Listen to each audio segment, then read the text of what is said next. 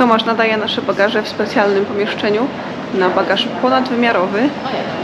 W taki sposób zostały potraktowane nasze torby. To nie ja. Powiedz nam, co tam się działo. Ja całkiem legalnie przechodzę przez granicę i kontrolę. Po prostu zapomniałem wyjąć baterii z drona i wyszło to na kontroli. I potem jak już zapakowałem wszystko i tak dalej, to pan zobaczył, że jest jeszcze telefon, który steruje dronem i też musiałem go wyjmować, 2 razy wyjmował. Pan, ale przynajmniej trytytki oddał, więc sobie pozapinałem, porozpinałem, jak gorąco. Na lotnisku mają trytytki na pewno i dobrze mieć jednak bagaż owinięty w taki sposób, żeby łatwo było się do niego dostać. Jakby był zastreczowany plecak, tak jak to robiliśmy do Wietnamu, to by było dopiero ciekawa atrakcja. No.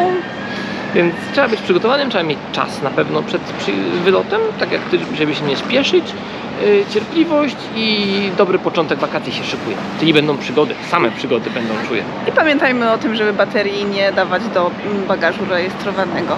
Wszelkich. Even when you feel low, you can still go. Even when you feel slow, you can still go. Even when there's no hope, you can still go. I never answer to no, man, I still go. Go, go, go, go, go, go, go, go, go, go, go, go, yo, go, go, go. Hustle hard, hustle every single day. I'll be making moves till I'm buried in my grave. To the system, I don't wanna be a slave. I've been doing shit my way, or the highway. Jesteśmy na lotnisku, odbieramy bagaże już w Limie i super patent z torbami z Ikei. Bagaże przeżyły. I my też wylądowaliśmy prawie 12 godzin w samolocie, więc wyglądamy troszeczkę jak zmięci. No i wyjeżdżamy sobie z lotniska. Jedziemy peruwiańskim Uberem. Agnieszka znalazła nawet całkiem sensowna cena, bo z hotelu nam mówili, że kosztuje około 70 soli, a my chyba za 50, ale to jest tak, jeszcze się okaże dopiero jak zapłacimy. Pewnie pół godzinki i jesteśmy przy hotelu w Limie. Cieplutko tu jest, trzeba się rozebrać. No, wilgotność duża, tak jak wszędzie pisali w poradnikach, więc można się ugotować. Zobaczymy, jak będzie w trakcie całego wyjazdu.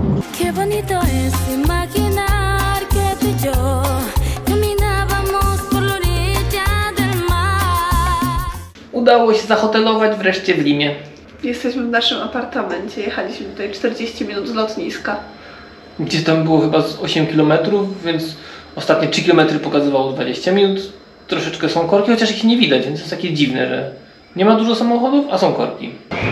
Wyszliśmy na miasto się przespacerować, a tu na końcu ulicy jakieś, może nie zamieszki, ale przynajmniej protesty, bo ludzie w kaskach sobie biegają i policja obstawia, ale się tam nie pchamy. Przynieśli sobie maty, karimaty, namioty do spania, będą oblegać te ulice. No, nie wiemy co, ale gdzieś tam czytaliśmy, że w Ameryce Południowej to się zdarza, ludzie lubią w ten sposób manifestować swoje potrzeby, więc jak to robią bezpiecznie dla wszystkich innych naokoło, to czemu nie?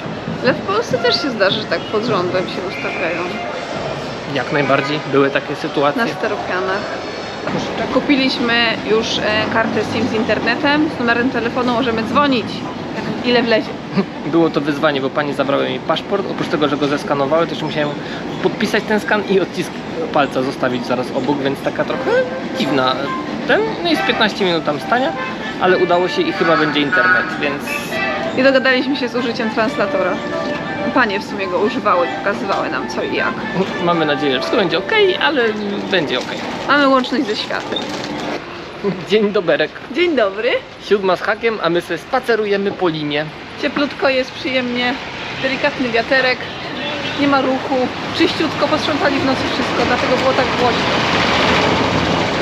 Idziemy się przejść nad rzekę i na Plaza de Armas, bo w sumie mamy niecałą godzinkę, bo potem jedziemy na lotnisko i lecimy dalej, więc wykorzystamy ten czas w Limie jak możemy, ale jeszcze tu wrócimy, bo sporo zabytków postkolonialnych i chcemy pozwiedzać jakieś kościoły i inne kamienie. Nocujemy w zabytkowej części Limy, tu jest podobno najbezpieczniej. Tak, nie wiem czy inne będziemy sprawdzać, idziemy dalej. Pierwszy przystanek w parku i co mamy? Kamienie. Super ważne kamienie, bo kiedyś były murem. Tak, bo Lima jest pierwszym miastem założonym w ogóle przez Hiszpanów po tym jak tutaj przybyli i była głównie takim miastem zaopatrzeniowym i obronnym do ataków na Inków, bo w sumie taki był jej cel wtedy. Idąc przez jakiś park miejski trafiliśmy na jakieś takie lokalne mini zoo. Są kozy, bardzo fajne. Króliczki. Były pawie, a tu jedzenie się odzywa. Dużo jedzenia. Idziemy sobie szurnąć na Plaza de Armas, czyli główny plac Limy. Taki trochę, powiedzmy, rynek średniowiecznych miast europejskich. W ogóle się przechodzi przez takie bramki, które są no, dozwolone, ale stoi przy nich policja i w ogóle, bo w Limie w centrum jest dużo budynków rządowych, co chwilę jakieś ministerstwo żeśmy mijali. No i pewnie dlatego jest też bezpiecznie, bo zabytkowe, bo policja, bo ministerstwa, więc tutaj się źli ludzie nie pchają. Z racji, że balkony, które są na ulicach, są bardzo drogie w utrzymaniu, istnieje tu możliwość zaadaptowania sobie balkonu, czyli płacenia za to, żeby był remontowany. Dlatego one się po prostu jeszcze trzymają, są w dobrym stanie i można je podziwiać. No i Plaza de Armas, jak widać na załączonym obrazku, jest dużym deptakiem. Z tyłu jest katedra w Limie, ale chyba zamknięta, bo jest jeszcze za wcześnie. A w ogóle jest otoczone wszystko płotkami i pan na nas gwizdał, że chcemy iść za płotek na główny plac. I Chcieliśmy pochodzić po chodniku, a tutaj widocznie nie można chodzić po chodniku. bo tam podlewają i jest zakaz. Nie wiemy czemu. Czy w ogóle jest takie dość mocno wydzielone i trochę nie wiadomo o co chodzi, ale ładnie to wygląda, naprawdę bardzo ładnie utrzymane budynki i jest zmiana warty przed Pałacem Prezydenckim.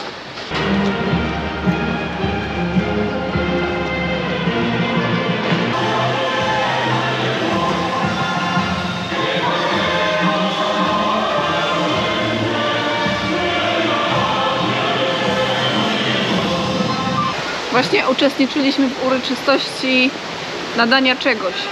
Albo po prostu porannego odśpiewania hymnu, bo jest właśnie 8 i nagle warta wyszła przed Pałac Prezydencki, zaczęli tam sobie salutować i na trąbce grać i obok fontanny też ludzie stanęli w takich mundurkach, pewnie z jakiejś powiedzmy, nie wiem, straży miejskiej czy czegoś tam i salutowali, bo hymn był. Więc no, może tak co rano mają, bo w sumie jest wtorek, więc A my jesteśmy tutaj dopiero pierwszy dzień, nie da się porównać. nie wiemy. Mamy jakiś interesujący, nie wiem, można powiedzieć kwartał, taki bloczek i w ogóle, gdzie widać, że to jest masę sklepów z pamiątkami, ale jest godzina 8 i jest wszystko pozamykane. I bardzo ładne murale przynajmniej. I widzimy, jak powstała kolorowa góra. Pani po prostu użyczyła kawałek swojej sukni i nadała jej pasma. Tutaj. Tęczowe góry. Powinny być jeszcze tęczowe lamy, ale pani już zabrakło materiału. Nie no, bardzo ładnie to zrobione. Obstawiam, że tutaj można kupić masę pamiątek, pewnie w jakichś takich cenach turystycznych. No ale nawet jakbyśmy chcieli kupić, to nikt tutaj nie chce sprzedawać. Protesty trwają nadal. Tutaj ewidentnie ludzie są rozbici z namiotami. Górnikom coś się nie podoba. Może słusznie, niesłusznie, nie nam to oceniać, bo nie znamy sytuacji. Ale jest dość głośno i są otoczeni kordonem policji. Ale no, nic na razie nie atakują nas.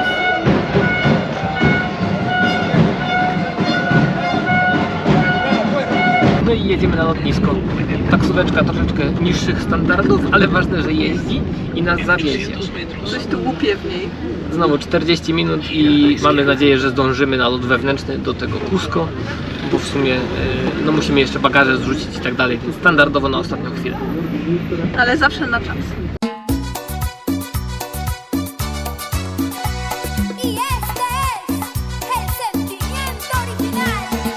No i udało nam się dotrzeć na lotnisko.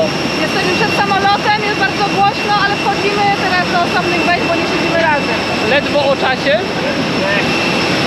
ale opowiemy więcej, bo generalnie siedzimy osobno, więc jak wylądujemy, to coś opowiemy.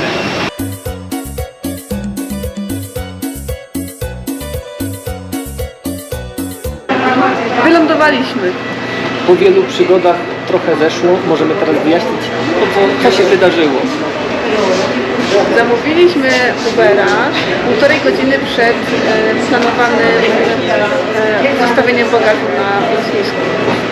Miał generalnie jechać około 40 minut z hotelu na lotnisko, no bo jest zalecane, żeby być około 2 godzin przed lotem, czyli około 9:15, a odlot mieliśmy o 11:15.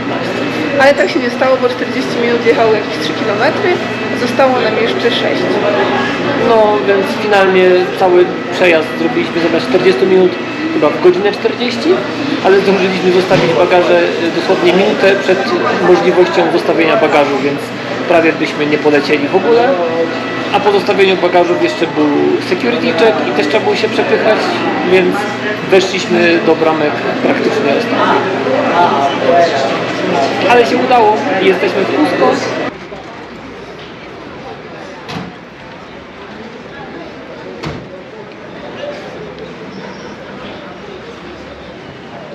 Już pohotelowani idziemy na jedzonko.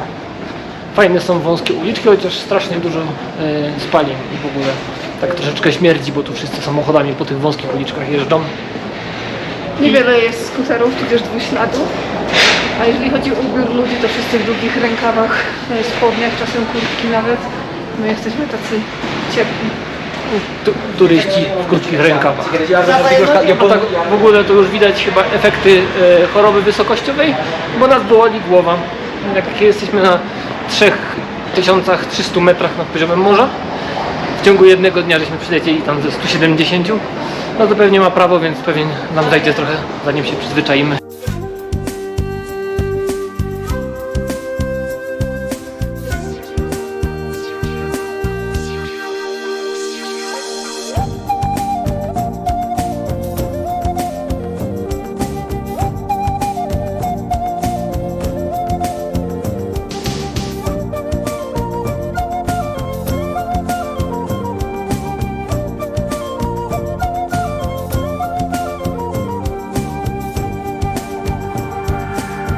Jesteśmy w Cusco, pierwszej stolicy Inków, która została zbudowana przez ówczesnego władcę w XII wieku, a następnie w XVI wieku spalona przez Pizarro i ponownie odbudowana już według hiszpańskich fanaberii. Ale w okolicach dalej znajduje się wiele inkaskich ruin, już nie mówiąc o takich jak Machu Picchu, do którego pójdziemy niedługo. Na razie jesteśmy na Plaza del Armas, czyli takim lokalnym rynku, można powiedzieć, takim main square. Są dwa kościoły, jeden to jest jakaś katedra, drugi jakiś inny. Na miejscu jednego z nich był dawny pałac właśnie takiego inkaskiego wodza, no i świątynia Słońca i w ogóle innych wszystkich tam bogów, których wtedy czcili. A propos Słońca, to nam troszkę świeci dzisiaj, a to zapewne Bóg Inti, Bóg właśnie Inków starożytnych. I jeszcze płynęła tędy rzeka, ale nie wiem kto ją zepsuł, ale ją przerobili i teraz tu nie płynie rzeka.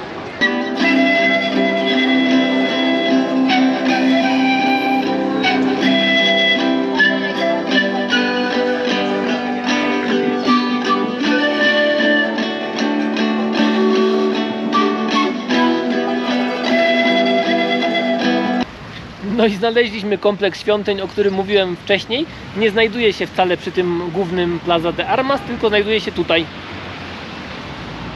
Jest to jedna z najważniejszych, jak nie najważniejsza świątynia inkaska, bo to tutaj i czczono, i koronowano, i chowano władców inkaskich. I tak w ogóle to jest kompleks świątyń nie tylko jednego boga, tylko tam Viracocha, Inti i paru jeszcze dużej ilości bogów. No i tak naprawdę w związku z tym, że kompleks świątyń był na tyle duży, to jak wpadli tutaj Hiszpanie, próbowali to zniszczyć, no ale się nie dało, więc zniszczyli tyle co mogli, całe złoto wywieźli, bo było tego dużo, tu były w ogóle złote ogrody, złoty dziedziniec, w ogóle nazwa tego to jest Coricancha, to znaczy właśnie złoty dziedziniec, był wykonany prawie cały ze złota. Wywieźli złoto do Hiszpanii, zrabowali, zniszczyli i zbudowali na miejscu tego klasztor i kościół świętego Dominika, który właśnie widzimy teraz. Ale te kamienie tutaj dookoła to są inkowe, a na górze tylko jest hiszpańskie. To nie było takie łatwe, ale wybraliśmy kartki do wysłania do Europy. Może za miesiąc będą. Zakupiliśmy oprócz pocztówek też znaczki na oficjalnej, chyba oficjalnej poczcie, ale ceny pewnie wszędzie są podobne. Więc jakby kogoś interesowało, to prawie 11 soli kosztuje znaczek do Europy, czyli międzynarodowy. Nie jest to najtańszy znaczek, ale bardzo ładne pocztówki dla naszych znajomych i rodziny. Jest już po 18, więc zapada zmrok, bo generalnie na tym długości, szerokości geograficznej, zawsze mylę, który jest który. Idziemy sobie takimi wąskimi uliczkami fajnymi w Cusco i widać tutaj oryginalny w sumie bruk. Tutaj jest taki, nie wiem czy to jest oryginalny inkaski czy oryginalny hiszpański, w każdym razie to jest bardzo stary, są porobione kanały żeby tędy sobie spływała woda. I praktycznie każda uliczka to ma, no bo w sumie to jest dużo pochyłych uliczek. Przejdźmy jakieś ruiny, ruiny, ruiny. Okazuje się, że tymi uliczkami jeżdżą też samochody i właśnie trzeba się zrobić tutaj wciągnąć brzuch, bo przejeżdża pan. Nie ma za dużo miejsca. No.